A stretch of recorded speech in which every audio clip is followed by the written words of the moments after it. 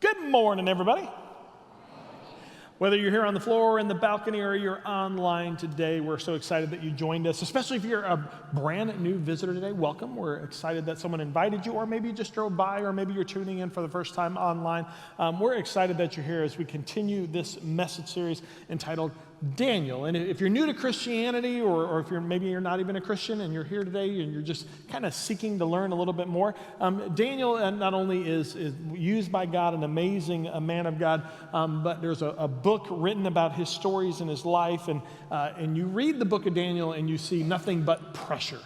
Nothing but pressure. The pressure situations that he walks in and through. And so if you're new to Christianity, here's what we do, is we try to open up Scripture. We try to read the stories of those that have walked before us, and we try to glean God's hand within it. We try to glean principles, practices. We try to say, God, teach us something here today that we can apply to our daily lives so that we can be better, that we can maybe meet a situation in a different manner that makes it not only better for myself, for my family, for my friends, and our future. And that really is the story of this book that we're encompassing. Last week, if you were here, you remember that we talked about Daniel, who was taken captive by King Nebuchadnezzar, brought into a different land, and then what they did is they wanted to make sure that they were loyal to King Nebuchadnezzar, so they changed his name. And what Daniel said is that there's a line of conviction. In other words, look, you can change my name. Look, you can teach me all your ways. You can teach me your language. You can teach me mathematics. You can teach me law. You can pour into me all you want to pour into me. But there is a line that I will not cross. And that line means that, you know what? Anything that dishonors my God, I will not cross that line. And last week we learned how important it is for followers of Jesus to have a line of conviction. Where is that point that we say, this is my drop? This is where in any situation I am not going to cross that line. And we encouraged everyone to really think about, what is my line of conviction? And this week I'm excited because it's going to speak to a situation of pressure. So how many of you are going to be facing a pressure situation today? This week. Maybe it's at work, maybe it's at school, maybe it's with family, maybe it's with friends. And what happens when we face those moments? How do we respond? How do we act within them? Someone wise once said that a great defense encompasses a greater offense. In other words, that you're prepared offensively for the moment. That you're not going to go in and you're not going to react to what's thrown at you. Instead, you're going to be prepared for it, and you're going to have a better offense to meet the demands that you face. And today we're going to talk specifically about that. In order to do that, let me kind of catch you up to speed, because the book of Daniel is large and encompassing, and so we're going to skip around a little bit. But remember, last week, Daniel is there, and Daniel earns respect from the king. And all of a sudden, another situation is going to happen. So the king, Nebuchadnezzar, not a good guy.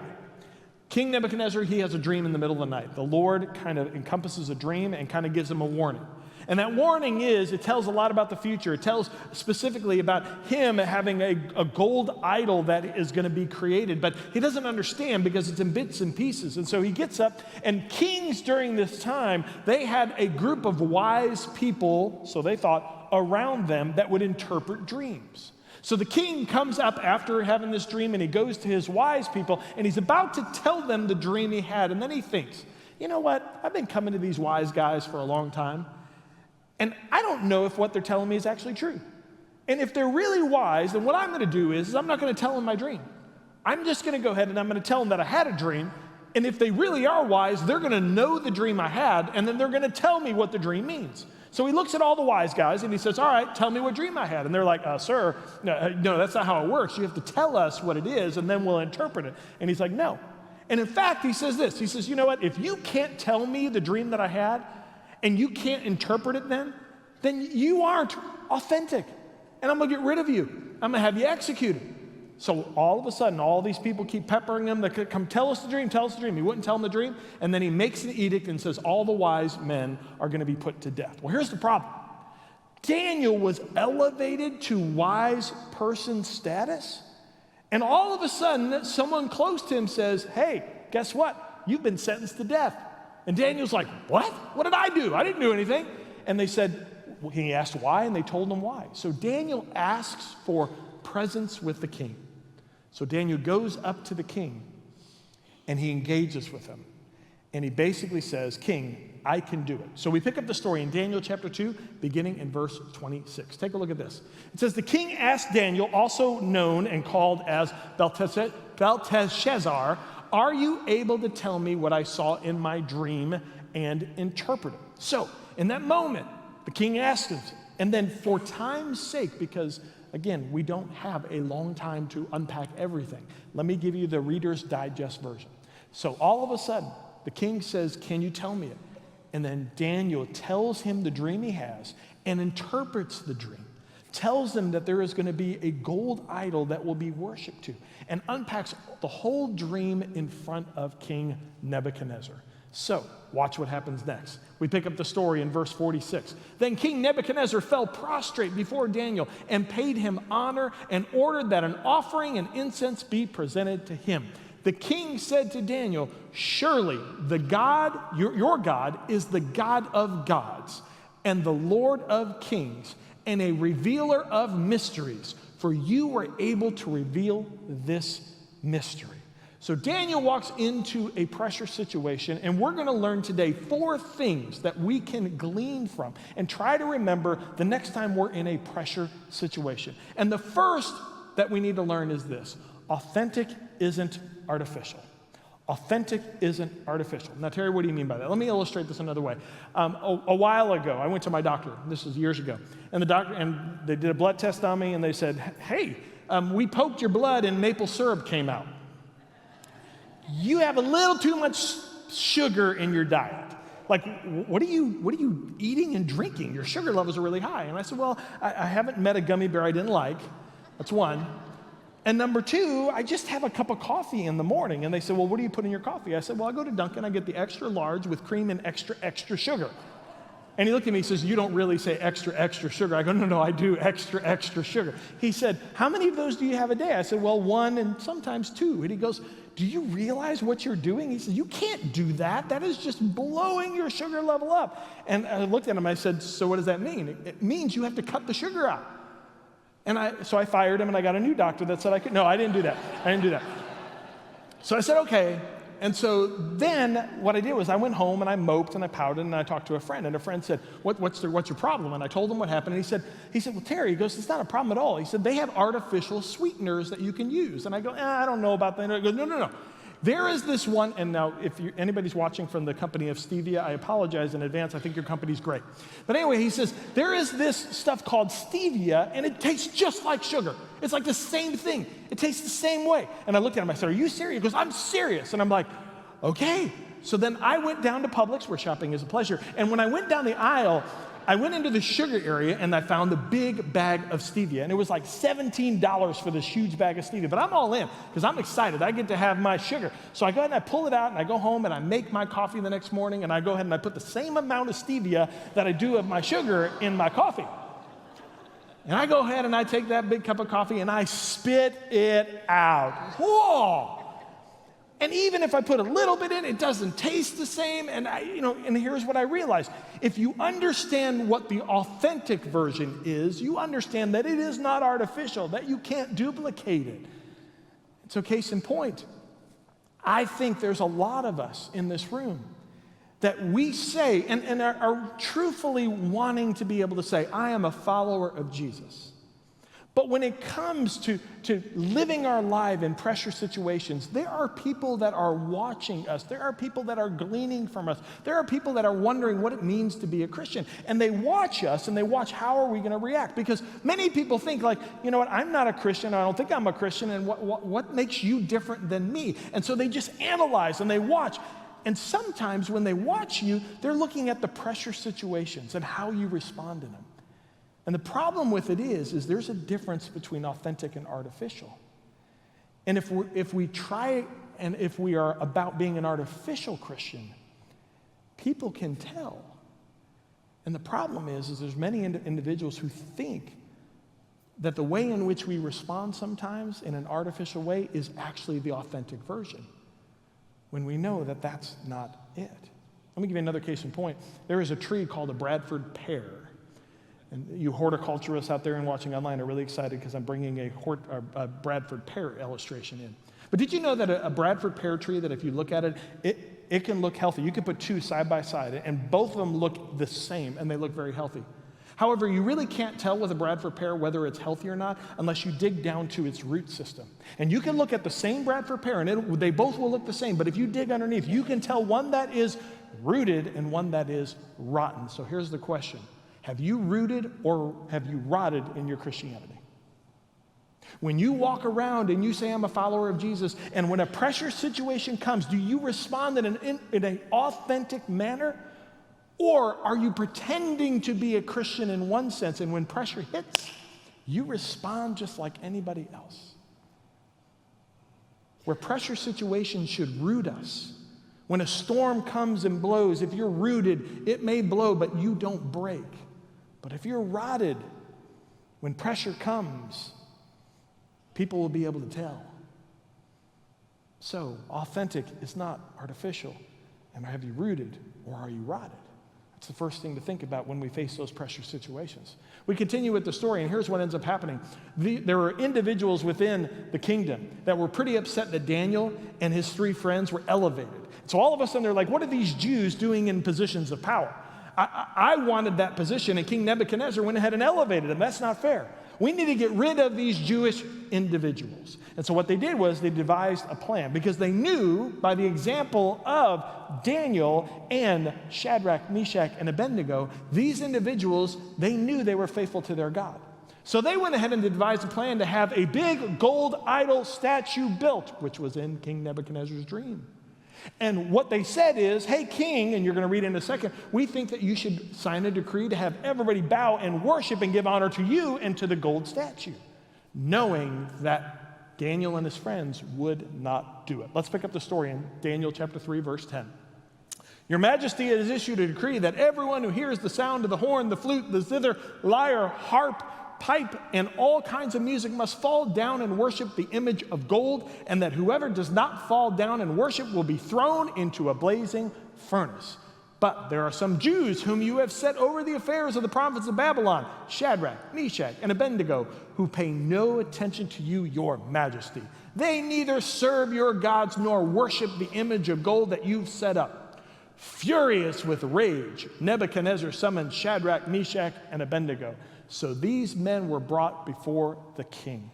The second thing that we should all remember in this process, as I told you, is a great defense is a better offense. When a pressure situation comes, are you prepared for it? And so here's the second thing. Every choice I make in my moments of light builds a shield for the shadows that follow. In the Christian walk in our life, isn't it true that we're going to have mountaintops and we're going to have valleys? If you think that the Christian life is all about living on the mountaintops, that you've not read the Bible. Because we are promised something, and that promise is this: you will face persecution, you will face pressure. In fact, if you look at the way the landscape is, anytime you see a mountain range, you see a valley right after it. And so if you're in the mountaintop right now and you are just having a party and having fun and it's great and you're not thinking of anything else because God's going to keep me on the mountain forever, then you are not preparing for the shadow of darkness that's to come. And so one of the things that we're to remember is when you are entering into a situation, how do you respond to an overbearing boss?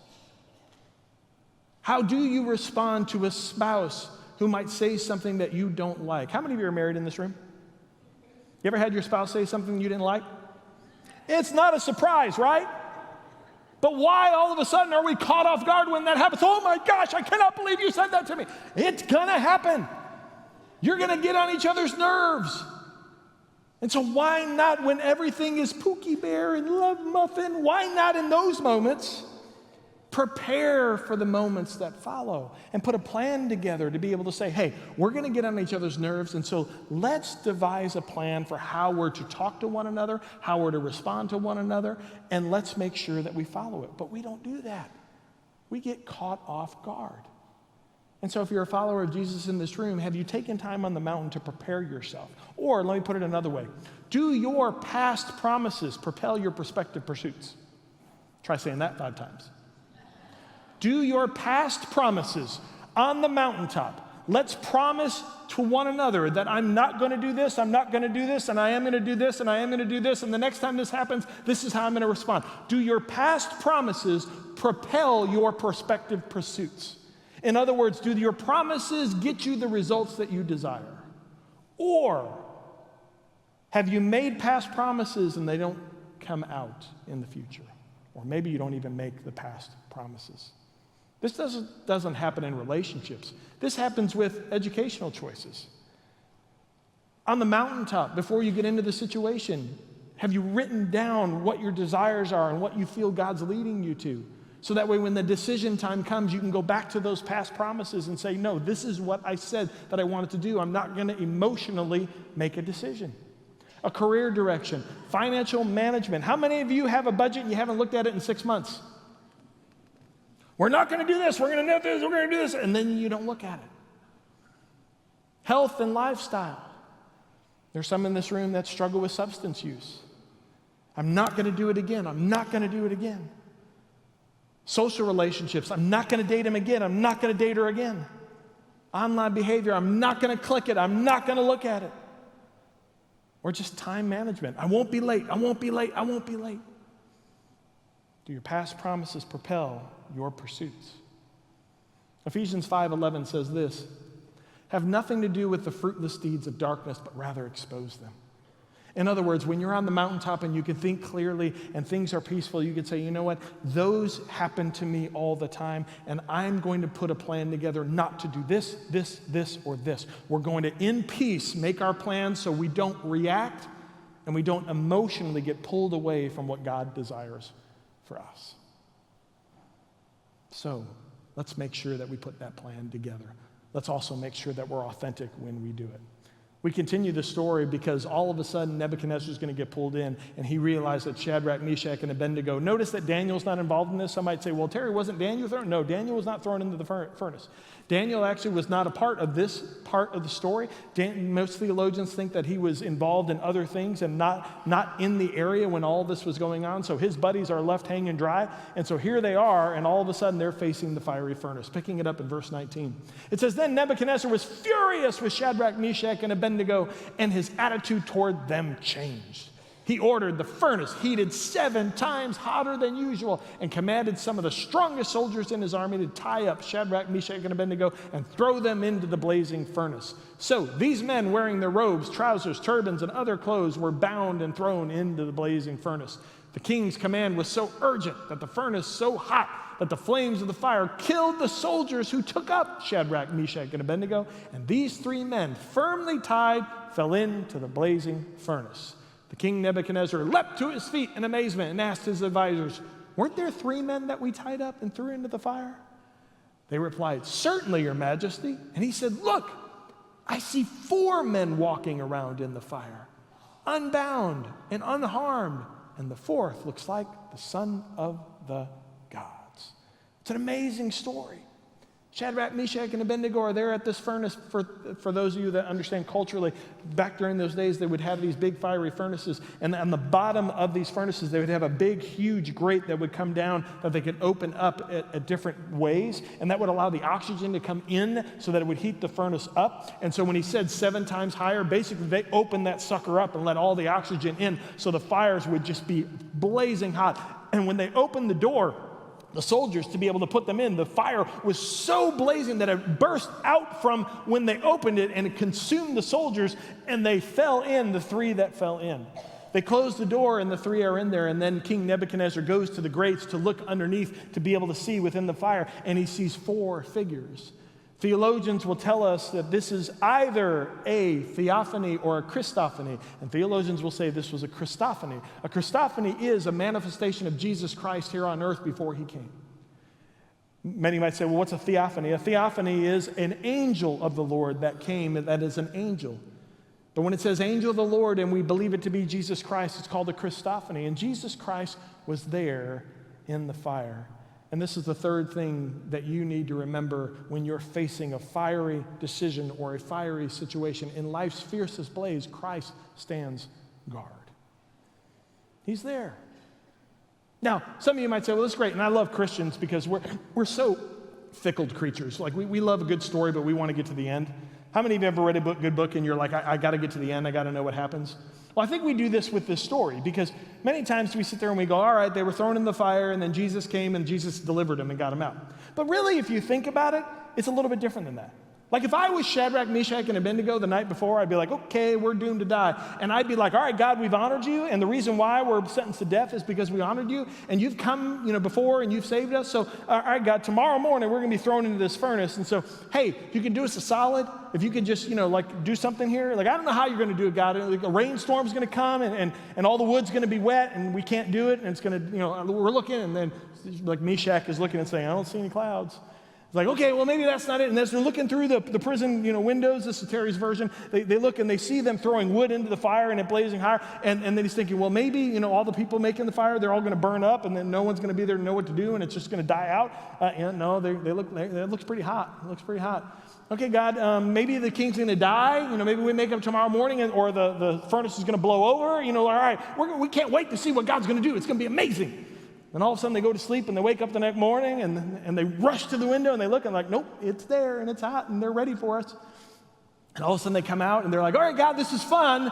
I appreciate this, but the fire is there and we're almost there. And now they're tying us up. It's getting real. So like if you could show up here, it'd be great because, this is important here. And then all of a sudden, as they're getting closer and closer, they're like, all right, I feel it. Have you ever been at a barbecue and all of a sudden the hair on your hand gets singed from the flames? Like you smell that, it don't smell good. Like, okay, I'm smelling that, and it's getting closer, and you're going to show up. And all of a sudden, God is silent. Now, I only say that because how many of us face a pressure situation and we act the same way? All right, God, you're going to go ahead and I know you're not going to make me go through this. God, I know you're going to take care of this. God, I know you're going to do this. God, I know this is going to change. And all of a sudden you're walking through it and nothing is happening and you're like, God, where are you? God, where are you? God, where are you? And I have to believe that Shadrach, Meshach, and Abednego thought God is not going to allow us to get thrown into the fire. Because in a good book, evil man wants us in fire. God stops it. That's my book. Didn't happen. They got thrown in the fire. Which reminds you and me, God doesn't necessarily stop all fires. God allows us to go in those fires. And you might say, well, why? What's the purpose of that? It's because another thing to remember, Jesus doesn't just deliver you from the fire, he delivers you in it. Jesus was in the fire. And they weren't burning. Could you imagine being in that fire? I'd be standing there and I'm like, oh, Jesus, oh my gosh, I'm not burning. I don't smell. Your hair is not on fire. That's amazing. Have you ever been involved in a miracle before? There's not many out there. And so for you to be involved in a miracle, guess what? If I was in that fire, I'd be like, I ain't going anywhere. I'm staying right here. This is amazing. This is incredible. I want to be in this fire forever.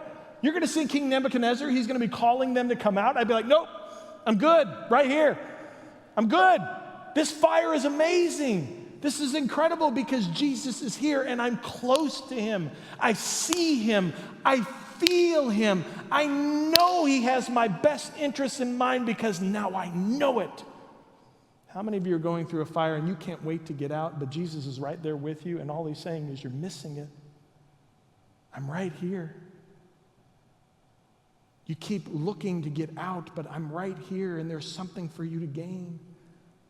There are some of you in this room on the balcony that you've been through a fire and you remember getting to a point of saying, you know what, God, I feel so close to you right now that I don't care if this fire ever ends because there's no better place than to be right with you. It's amazing. And so some of us, we keep wanting to get out of the fire, and maybe, just maybe, we need to pause and recognize Jesus in the fire because he's there and he wants to get our attention. But some of us, we struggle. And we struggle when fires occur. And you need to know this, the enemy uses things to be able to push us away from the fires of life. Because that's when they know Jesus shows up. And so they don't want us thinking of fires and wanting fires in our life. And so here's what the enemy uses. He uses tools like pride, bitterness, unforgiveness. Envy is a big one. Envy is disappointment. Envy is lack of contentment. Envy is wishing that you were someone else or you had someone else's things. And the reason why this is dangerous is because, guess what? The God of the universe created only one of you. Even if you're identical twins, you have a different DNA and you have a different fingerprint than your identical twin. There's only one of you. And so when God created you, He created you in mind. He designed you. He perfected you in the way He wanted. Yes, you're a hot mess, but that's humanity. But then He gave you a purpose and He gave you a plan, and He wants to be with you in it. And when we bury envy in our heart, here's what we're really doing. We're saying, I'm not happy with the way that I look. I'm not happy with the stuff that I have. I'm not happy with where I'm at. And I wish I was something else. In other words, you look into the eyes of Jesus and you say, Jesus, I don't think you did a very good job. And when that happens, we realize and we put a spotlight, oh, the enemy is using this to push us away from God. Self-righteousness is making yourself the be-all, end-all. It's what I want. It's my way. These are tools that make us avoid the fires in which Jesus is there and He's a part of. And so when you're on the mountaintop, we shouldn't say, God, don't ever allow another valley to come. We should be saying, God, when the valley comes, thank you for preparing me for it. And I'm ready for it. And I can't wait to see you in it. We finished the story because Shadrach, Meshach, and Abednego are having a dance party with Jesus. And all of a sudden, He's calling into the fire, and watch what happens. Nebuchadnezzar then approached the opening of the blazing furnace and shouted, Shadrach, Meshach, and Abednego, servants of the Most High God, come out, come here. So Shadrach, Meshach, and Abednego came out of the fire. Then Nebuchadnezzar said, praise be to the God of Shadrach, Meshach, and Abednego, who has sent His angel and rescued His servants. They trusted Him and defied the king's command and were willing to give up their lives rather than serve or worship any god except their own God. The king who demanded them be killed then say, you've earned my respect because you're authentic, because you didn't waver when the pressure hits you. You were prepared for it. And here's the last thing to remember when you're facing a fire. Adversity's fire refines you for a brighter tomorrow. Now, over the last probably 12, 13, 14 years, there's a show on TV that I've gone in and out and watched it from time to time. It's called Gold Rush, and it's a bunch of miners who come up, and every year they try to dig in the dirt and find gold. And I don't know, it's something cathartic about watching them go in, dig, face challenges, and then they find gold and they weigh it and then they celebrate. And so it's been fun, or they're disappointed. But in a couple of episodes, they actually took time to be able to show the smelting process of gold. And if you're not a Christian, you need to understand this. As Christians, we've heard the term refiner, the refiner's fire. And that term means that we're all going to go through fire, and those fires have a purpose in our lives. And the problem is, I think we've been very shallow with our knowledge of refinement. I think most Christians think the fire comes, we go through it, we burn a little bit, but then we're better for it on the other side. But that's actually not the smelting process. And I want to show you what gold goes through and relate it to our lives. So in the smelting process, the first thing you have is the heating, which we don't like, the pressure. But then through that fire comes a purification. And here's what purification means. It means this. It means having the ability to look back during the situation and say, you know what, God, I shouldn't have said that. I shouldn't have done this. I shouldn't have led that way. I shouldn't have parented that way. I shouldn't have been a spouse like that. And so God, help me to see those mistakes. And God, what I'm confessing to you right now is those were wrong. And what I want to do is I want to be better. I want to make better choices. I want to make better decisions. And so those impurities that we have within us that made us mess up before, we're trying to say, fire it out. Get it out of me. I want to be better. And so we are purified through that process. But then watch what happens. We don't realize that there's a solidifying process that needs to take hold. You see, I think we got a lot of Christians that we go through the fire and we begin to melt and we've got these impurities, and then we start getting to the other side and we keep the impurities. We go through the fire, we make a bunch of mistakes, and we don't learn from our mistakes and we keep the same mistakes. And that's not refining. Refining is, all right, you've confessed it. All right, you know it's bad. Okay, put it aside. And for 30 days, because it takes 20 days to break a habit, but for some of us in this room, we need an extra 10. Let's go ahead and let's get rid of those impurities, and then let's cool down and become a different being, refined. And then during the cool down, do you know that they actually test the solidity of the new structure? And so it's almost like God now tests me. God, give me opportunities to where I can practice. God, I want to be this new creation, because then when you are able to test it and you're able to walk with it and you're able to do something different and practice it, then guess what happens? Strengthening occurs. And that new creation takes hold. And if you allow the refining process to take hold, you are stronger in your faith, not just for you, but you're stronger for your enemies. And you're stronger for others, because they're going to look at you and go, you know what? I don't like the guy, but man, I threw everything out at him, and he didn't come back. And in fact, he acted in a way that garnered him more respect. And so I got to respect that individual. And so let's allow the fires to come. And the question that I have for all of us is are we going to allow ourselves to be rooted? Are we going to allow ourselves to be authentic so that we can be the sugar that God wants us to be and not a stevia Christian? Let's pray. Heavenly Father, I thank you so much for the story of Daniel, and God, thank you for his friends and for how they withstood the fire that you placed him in. God, I thank you that you didn't just let them figure it out themselves, but you actually went into the fire with them. Jesus, what a great example that no matter what life throws our way, that you're willing to get into our mess. You're not afraid of it. You join us in it. So right now I pray for the individual that's sensing the pressure in the fire. God, may they welcome you in. And may they begin the purifying process so they can be a new creation, one that has learned from the fire and is ready to tackle life once again. We love you and bless you, and we give it all in the name of Jesus. Amen. May God bless you.